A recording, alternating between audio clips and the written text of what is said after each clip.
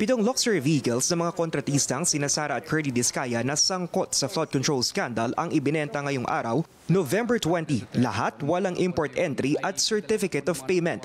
Ayon sa customs, 3 lang ang naibenta sa pagtatapos ng araw. Ang 2 Mercedes-Benz parehong nabili ng kumpanyang Simplex Industrial Corporation ng higit 15 million pesos kada sasakyan. Ang isa, doble sa bentahang presyo.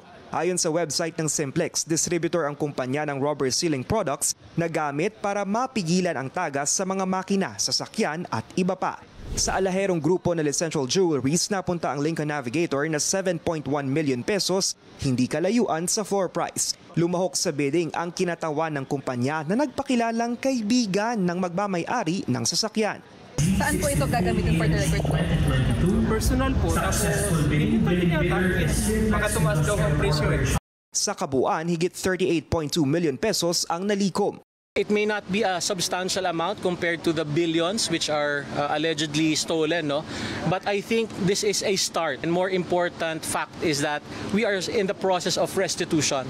Hindi nabili ang popular na Rolls-Royce Colonna na binili raw ni Sara Discaya dahil sa payong nakasama nito. Ayon sa customs, bababaan nila ang kasulukuyang floor price na nasa 45 million pesos sang-ayon sa batas at sa presyohan sa merkado. Samantala, isusubasa raw ang sasakyang ito kasama ang iba pang 3 mga sasakyan na hindi nabili sa mga susunod na linggo. Sabi ng customs, ilalabas nila ang bagong presyo ng ibang sasakyan matapos ang 5 araw.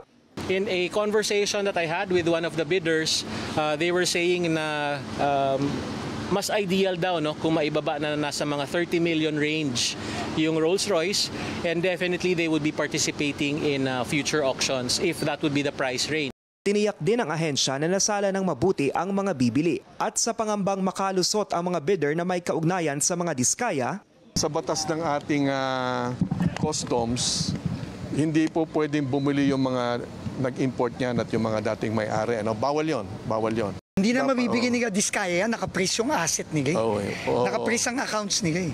Giit ni Public Works Secretary Vince Dizon, magkahalong galit at tuwa ang kanyang nararamdaman sa pagsusubasta ng mga sasakyan. Lahat ng ibebenta ngayon, pera nating lahat to. Pera natin yan, yung pinambigay dyan. Dumalo rin sa seremonya sina Finance Secretary Frederick Go at Independent Commission for Infrastructure Chairman Andres Reyes. This is justice in practice.